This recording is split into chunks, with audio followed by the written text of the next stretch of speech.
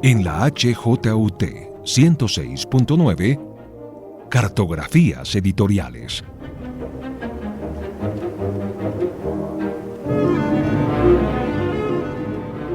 Presenta y dirige María Elvira Jaramillo.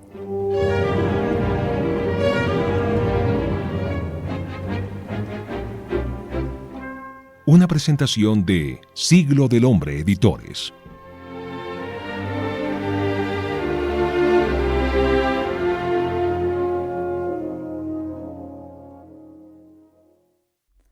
Afirmar que vivimos en sociedades democráticas a veces resulta confuso y opaco. Miramos más allá de un sistema de representación y nos encontramos con un escenario en donde el camino para el reconocimiento de los derechos de todas las personas aún se desdibuja, en realidad se excluyen y violentan. Excluyen porque marcan una diferencia abismal entre ciudadanos. En un contexto rodeado de estereotipos y normas sociales, partiremos de un fenómeno político que nos señala cómo nacer mujeres nos sitúa entre violencias. Sí, violencias, en plural, violencias sistémicas, culturales e instrumentales. Violencias que están en todas partes, están en lo interpersonal, en lo colectivo y en lo global. Las vemos, las sentimos en Colombia, en Guatemala, Chile, Argentina y América Latina, en el mundo. Las violencias que son una violencia continua contra ellas, contra nosotras, contra todas. Bienvenidas a una discusión que nace de un vacío importante y retirado en el debate público y en la producción académica. Bienvenidos a un recorrido que reconoce a las mujeres como agentes políticas desde la resistencia. Bienvenidos al libro Violencias de Género, entre la paz y la guerra, una publicación para iluminar el futuro.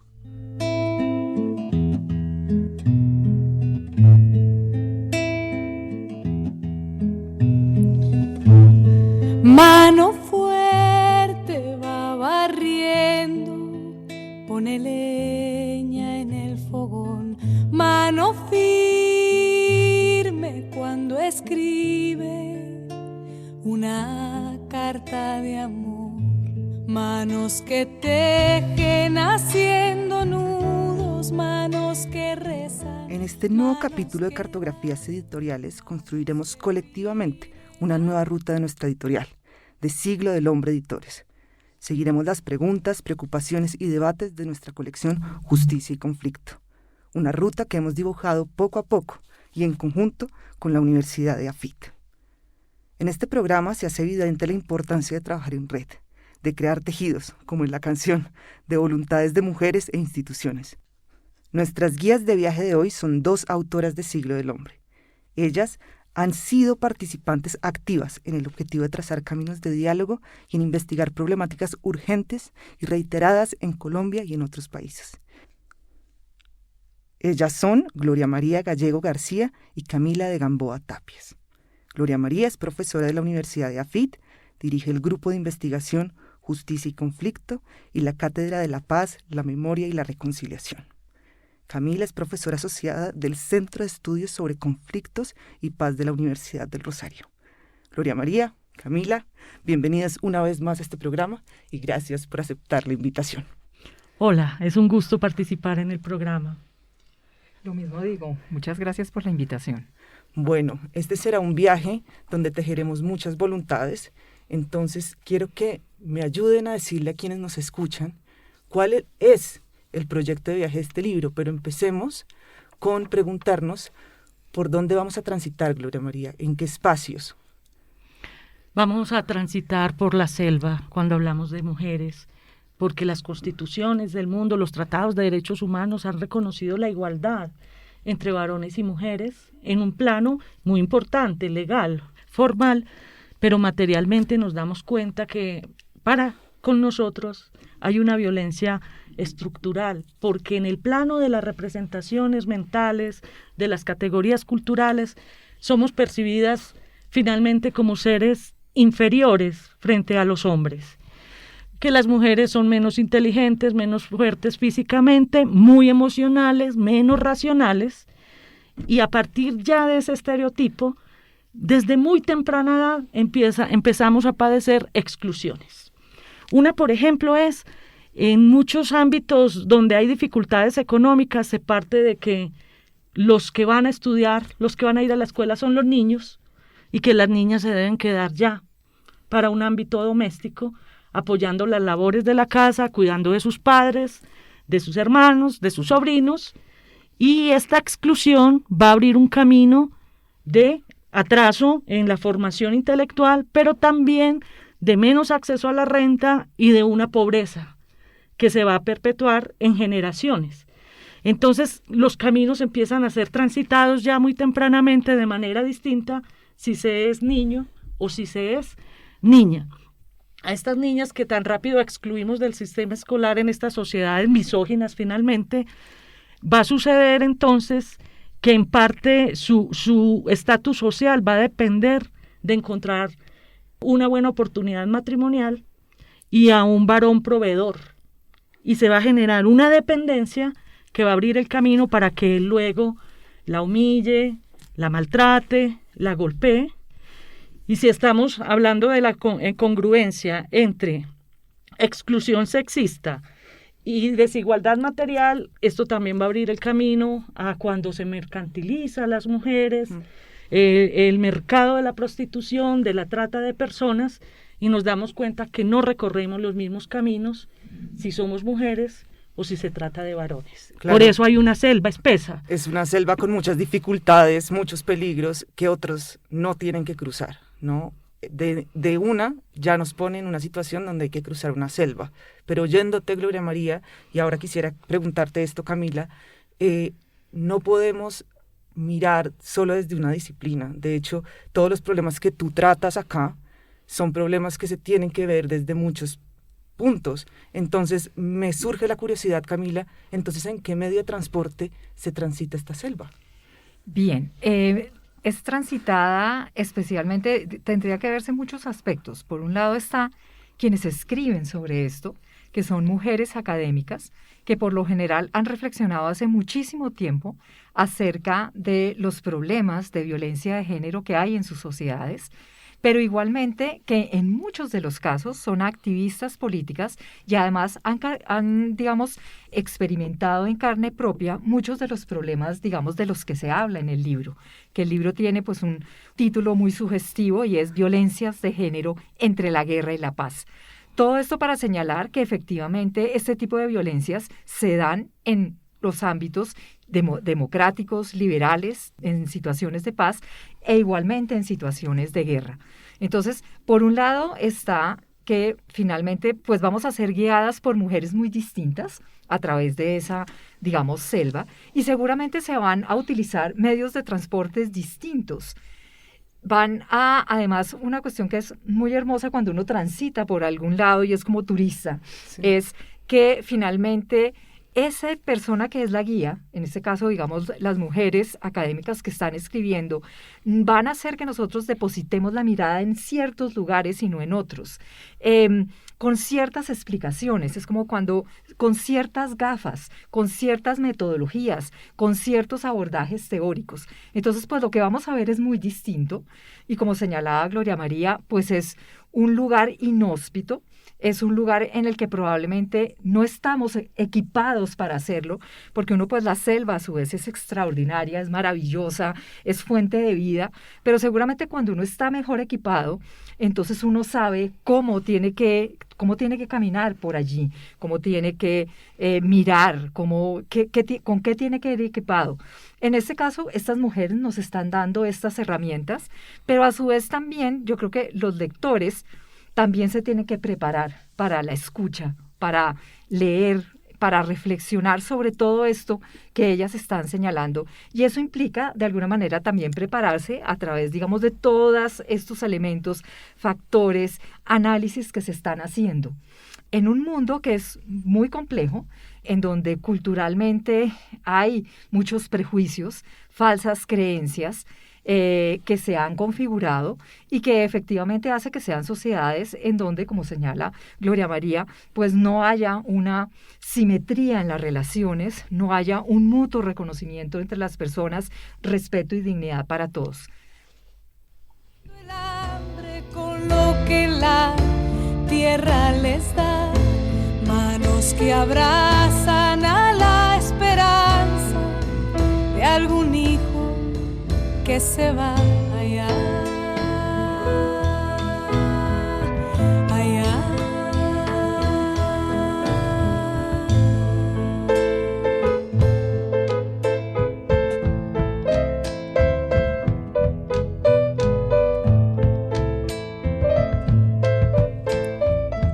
Hoy vamos atravesando una selva y me quedé pensando porque no es solo hoy, es todos los días. Esa selva se atraviesa todos los días, pero vamos caminando entre mujeres. Estamos hoy conversando con Gloria María Gallego y con Camila de Gamboa. Hemos transitado un lugar en el que hay que estar preparados.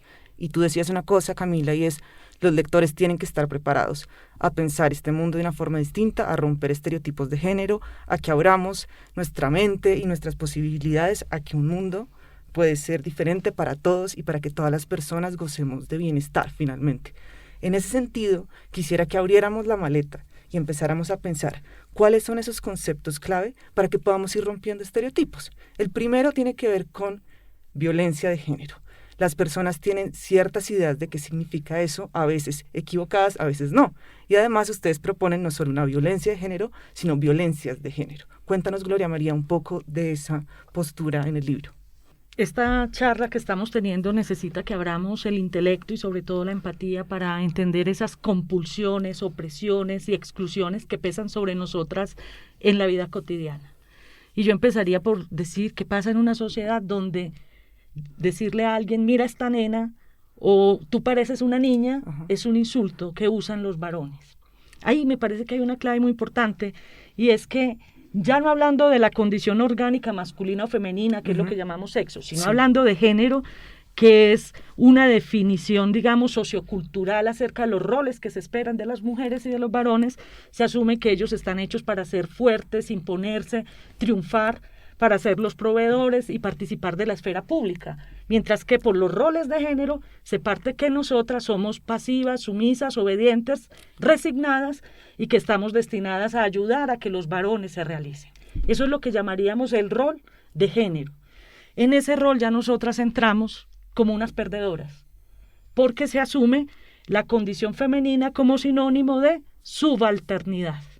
Y al ser subalternas hay un montón de relaciones de poder que circulan en nuestra vida cotidiana y lo más difícil, de la que no somos conscientes, porque todo esto está validado como si fuera algo de la esencia de la naturaleza. Que no se puede cambiar. No se puede cambiar. Entonces, vamos por la calle y aparecen unos piropos obscenos. Que nadie pidió, a la que no le preguntaron. En algunos casos incluso se llega hasta nuestra corporalidad y nos tocan, algo que nosotras difícilmente haríamos.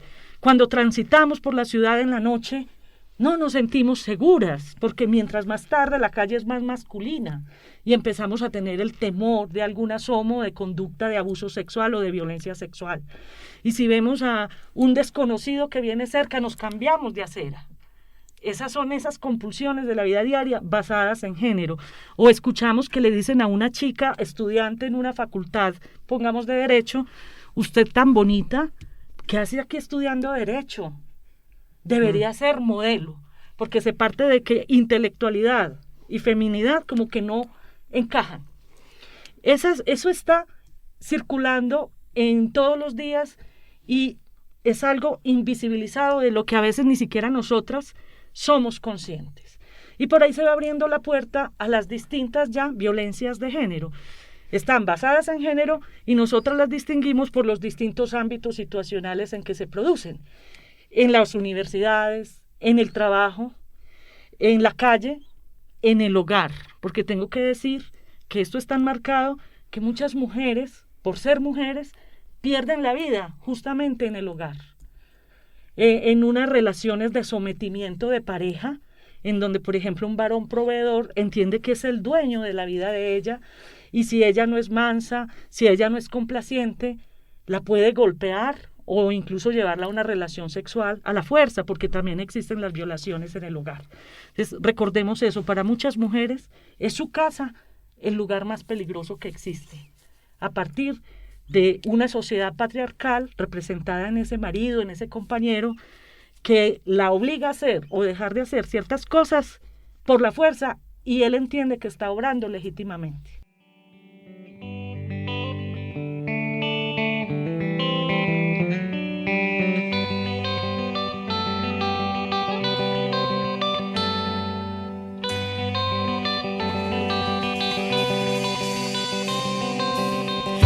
Puede guardar toda el agua del mar en un vaso de cristal. ¿Cuántas gotas tienes que dejar caer hasta ver la marea crecer? Hoy vamos caminando por el libro Violencias de Género entre la guerra y la paz. Estamos conversando con dos de sus autoras, Gloria María Gallego y Camila de Gamboa. Vamos transitando por una selva que nos recuerda que en el mundo hay que seguir cuestionándose por esas normas que nos decía Gloria María, que están ahí, pero hay que sacudir y hay que tratar de reconstruirlas. Hemos echado unas reflexiones muy bonitas en nuestro equipaje sobre cómo podemos empezar a pensar en dónde están esas violencias y por qué nacer mujer en este mundo todavía nos pone en una situación de inferioridad. Camila, quiero que nos vayamos ya por todo el recorrido, vayamos acompañadas de todas las mujeres que son autoras de este libro y nos cuentes cómo está dividido, cómo serían las partes del libro. Ajá. El libro básicamente está dividido en dos grandes partes. En una primera parte hay muchos artículos, son como 4 artículos más o menos, en los cuales las académicas abordan las violencias de género desde obviamente diferentes perspectivas, pero hay cuestiones muy importantes que creo que ya nos hemos referido a ellas, y es, a veces se hace como una escisión entre el espacio público y en el espacio privado, y parece que solamente hay unas cosas que ocurren en el espacio público y otras que solamente ocurren en el espacio privado, y un poco lo que ellas quieren señalarlos es, hay un continuum entre las violencias que ocurren en el espacio privado y en el espacio público. Y además, muchas veces se retroalimentan los unos a los otros. Entonces, eso es importante. Por el otro lado, muchas veces, y eso es una cuestión muy interesante, digamos, que aparece en el libro, razón por la cual además pensamos en escribir este libro, y es que, por ejemplo, cuando se habla de conflictos violentos, pareciera que los conflictos violentos se refieren a determinados aspectos, y se deja invisibilizado muchas veces las violencias de género, como si esto fuera una cuestión que ocurre solamente en el espacio privado, que no ocurre en lo político. Y pues lo que nos damos cuenta es que efectivamente esas violencias de género se recrudecen muchas veces cuando hay conflictos políticos, cuando hay dictaduras, cuando hay regímenes autoritarios, y lo que queremos es mostrar, visibilizar todas estas cuestiones. La otra parte del libro ya, digamos, habla de casos más específicos. ¿Qué pasa en Guatemala con las mujeres maya? ¿Qué pasa en México con los feminicidios? ¿Qué pasa en el caso de Colombia, digamos, con el conflicto? Y hay otros muy interesantes que hablan además no solamente, digamos, de cuando la mujer padece la violencia, sino también de la resiliencia, de cómo las mujeres tienen una capacidad de agencia, como es el caso, digamos, de cómo han usado las mujeres la memoria en Chile y en Argentina. Bueno, quisiera que entonces hagamos una parada obligatoria, que es Colombia. Colombia como escenario en este libro y como espacio donde todos los que estamos oyendo este programa debemos empezar a reflexionar. Entonces, empezaría contigo, Gloria María, para que nos cuentes un poco del capítulo que escribiste y que nos cuentes cuál era el objetivo de que estuviera acompañado de un testimonio. Con la profesora Marda Zuluaga escribimos el capítulo Violaciones sexuales oportunistas contra las mujeres durante la guerra, y es fruto de nuestro trabajo de campo, recorriendo zonas de guerra de Colombia, donde descubrimos algo especialmente doloroso, y es cómo los hombres, que son ya de la sociedad patriarcal, pero que además están en armas, van a permitirse actos peores que los que ya están en la vida cotidiana porque están en un contexto de guerra. Hay un desorden institucional, hay colapso a veces de las autoridades, y hay una violencia cultural que parte de que los hombres tienen derecho a involucrar a las mujeres en un contexto sexual, así ellas no lo quieran.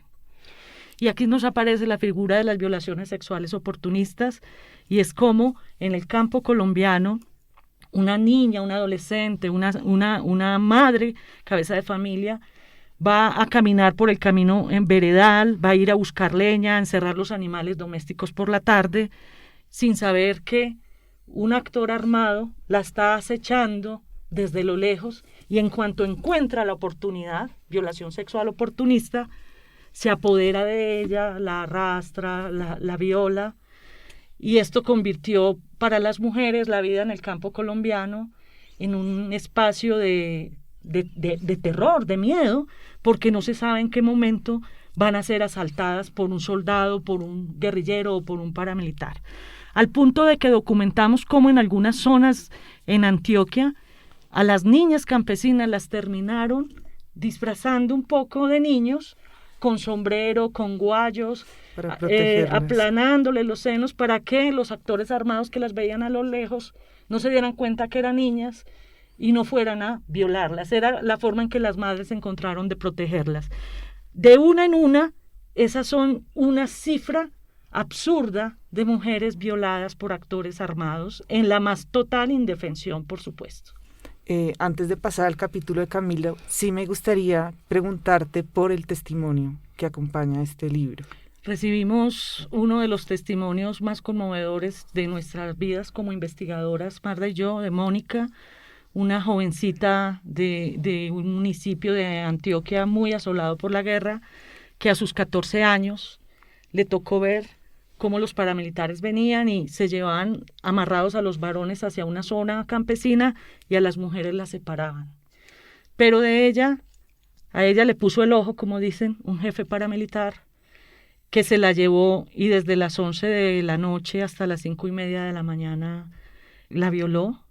Le cubrió la cara con pasamontaña para no mirarle la cara, porque es que mirar a una víctima a la cara es personalizarla y es más difícil. Pero si ella era un ser invisible, a él le quedaba muy fácil. Y ella todavía no entiende cómo sobrevivió, pero además al salir de allá, lo que ella hacía era ir a buscar a sus hermanos y a su papá que estaban encerrados en una casa para salvarlos. Ella no estaba pensando en ese momento en lo que había padecido, sino en salvar la vida de ellos, cortar el cable con el que habían amarrado toda la casa alrededor para poderlo sacar de allá. Le costó a ella y a otra niña que estaba con ella por ahí 3 horas con un cuchillo, se cortaron las manos, no sé qué, para salvarlos. Y cuando ella contó qué le había sucedido días después, con mucha vergüenza, la única pregunta que recibió era: ¿usted no está en embarazo? O sea, a veces esto está tan naturalizado que nadie les preguntó en la primera ocasión cómo se sentía ella, cómo se sentía emocionalmente, cómo había soportado semejante ataque sexual. Significa que nosotros nos tenemos que preparar como sociedad para ser acogedores con las víctimas de la violencia sexual, que casi siempre se han topado con la frialdad o la dureza del círculo familiar, comunitario y de la sociedad misma. Gracias, Gloria María. Yo quería insistir en el testimonio porque a veces las cifras no nos permiten ver la gravedad de cosas que nos contaste hoy. Y finalmente este libro tiene que ser, como decía en la introducción, algo para iluminar el camino, para garantizar que esto no puede seguir ocurriendo ni en Colombia ni en el mundo. Ahora me voy a saltar al capítulo de Camila, que tiene que ver también con Colombia y que tiene que ver con la historia reciente, ¿no? Y fue todo el tratado del acuerdo de paz, cómo se construyó y por qué tiene que ver este libro ahí. Sí, pues el título del libro creo que lo dice y es Ideología de género en el Acuerdo de La Habana, en forma de interrogación. Y lo que para mí fue muy interesante de analizar en ese momento era por qué en un momento determinado esta idea de ideología de género había sido relevante para que muchas personas en Colombia no votaran en el plebiscito a favor de la paz. Entonces lo que yo hago es como un análisis de qué fue lo que ocurrió y es un contexto muy particular en el que cuando se estaba, digamos, negociando ya la última parte del Acuerdo de La Habana, surge, digamos, una decisión de la Corte Constitucional que estaba basada en un muchacho que era Sergio Urrego, que había pues tomado la decisión de suicidarse debido, digamos, a que en su colegio y especialmente de las directivas del colegio había encontrado una presión muy grande por su orientación sexual. Entonces lo que se hace es, la Corte le dice al ministerio, hay que repensar, digamos, estas cartillas que los estudiantes tienen a su mano para efectivamente mirar, digamos, su comportamiento sexual, su identidad, la manera como debemos pedagógicamente hacerles ver a los muchachos que tener diversidad sexual, que tomar determinadas opciones de género es simplemente algo maravilloso que ocurre en una sociedad plural, que se tienen que mutuamente reconocer. Pero todo esto fue usado, digamos, una retórica que utilizaron especialmente quienes estaban en contra del acuerdo para decir que la ideología de género estaba encriptada en el Acuerdo de La Habana. Entonces, la ideología de género es simplemente, digamos, como una posición que en un momento determinado toma la Iglesia Católica y otras iglesias cuando se dieron cuenta, especialmente como a finales de los años 90, que hubo unos, digamos, Naciones Unidas hizo unas conferencias especiales para pensar en los derechos reproductivos de las mujeres, en los derechos reproductivos de la comunidad LGTBI y de los derechos que tenían a la igualdad. Entonces, lo que un poco, digamos, estas iglesias tenían como mucho miedo de que esa fuera, digamos, como la versión que a través de las legislaciones y de la jurisprudencia en los países se fuera a instituir, hicieron todo, digamos, como una cruzada realmente para tratar, digamos, de cambiar eso. No les funcionó muy bien, digamos, en esos congresos, pero lo que hicieron fue, por un lado, señalar que la familia que hay es la familia solamente tradicional, heterosexual, y que todo lo otro es desviado, es peligroso.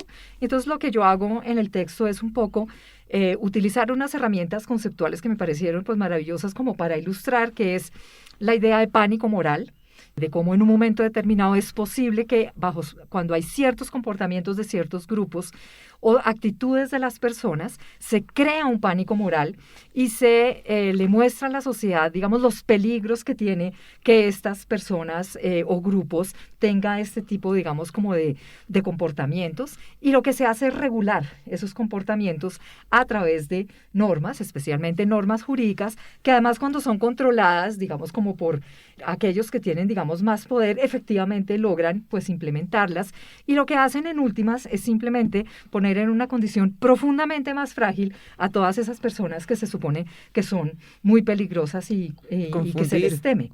Entonces, un poco lo que yo señalo es, bueno, ¿y cuál es el problema de ponerlo esto en el acuerdo? Y un poco, pues, a la conclusión a la que llego es, primero, porque, digamos, el acuerdo se cambió en muchas partes donde decía mujeres o población LGTBI, se cambió simplemente por mujeres y familia. Entonces, lo que pasa es que, obviamente, pues estamos excluyendo un poco a una cantidad de víctimas en el acuerdo.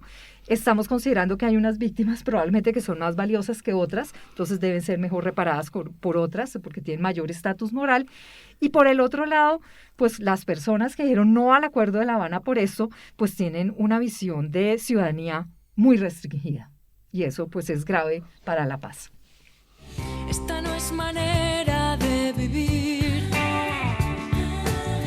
¿Cuántas lágrimas puedes guardar en tu vaso de cristal? Si tienes miedo, si estás sufriendo. Bueno, muchas gracias por acompañarnos en este recorrido del libro Violencias de Género entre la guerra y la paz. Queremos contarles que pueden seguir esta discusión a través de los capítulos y para eso deben buscar el libro en librerías. También pueden encontrarlo en formato físico y en ebook en libreriasiglo.com, y si lo prefieren en formato digital, porque no ocupa espacio, porque no están en Colombia, porque quieren ya el libro, también lo encuentran en Google Books, Casa del Libro o Amazon. Gloria María, Camila, muchas gracias por acompañarnos hoy, por compartir con todos y con todas esta reflexión sobre cómo construir sociedades realmente democráticas. Gracias, necesitábamos este espacio de encuentro, de crítica y de diálogo para la transformación social. Muchísimas gracias, un placer estar aquí contigo. Y recuerden que si quieren seguir conversando con nosotros, podemos continuar este diálogo en redes sociales. Estamos en Facebook, en Instagram y en Twitter como @Siglo del Hombre. Nos vemos en un próximo recorrido, en un nuevo reto editorial.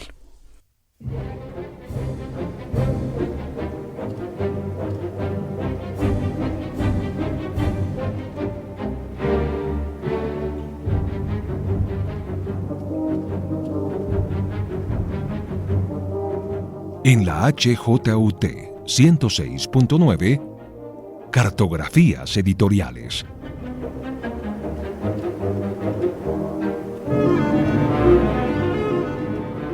Presenta y dirige María Elvira Jaramillo.